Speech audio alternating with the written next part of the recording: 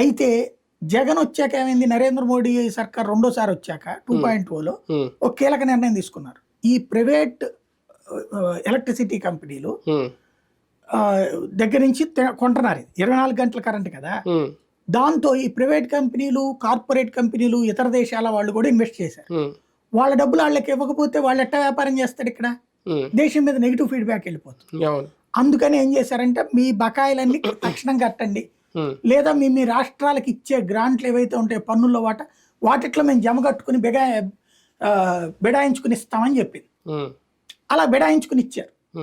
దాంతో ఈ సీఎంలు అందరూ పరిగెత్తుకెళ్ళి, ఏ బాబు అట్లా చేస్తే మేము శాంతం మునిగిపోతాం, ఒక ఏడాది బడ్జెట్ అంతా అడిటికి వెళ్ళిపోతుంది, ఏదో ఒకటి చేయండి అంటే, ఫర్ ఎగ్జాంపుల్ మనకు అప్పుడు ఆంధ్రప్రదేశ్లో 45,000 కోట్ల బకాయిలు ఉన్నాయి ఎలక్ట్రిసిటీ డిపార్ట్మెంట్. దాన్ని ఏడాదికి 7,000 రూపాయలు చెప్పున 6 ఏళ్ల పాటు 6 ఏళ్ళు 42 7,500 రూపాయలు చెప్పున 7,500 కోట్ల రూపాయలు చెప్పున కట్ చేసుకోవడానికి ఒప్పుకుని మిగతా డబ్బులు రిలీజ్ చేశారు. ఇప్పుడు అది పోతున్నాయి.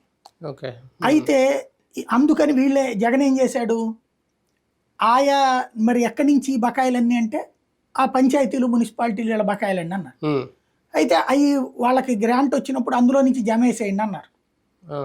అందుకని ఈ డబ్బులన్నీ కరెంటు బిల్లులకి వెళ్ళిపోతున్నాయి. ఇప్పుడు పవన్ కళ్యాణ్ ముందున్న సమస్య ఏంటి, కరెంటు బిల్లులు అయ్యి రాష్ట్ర ప్రభుత్వానికి కట్టమని అడగాలి మంత్రి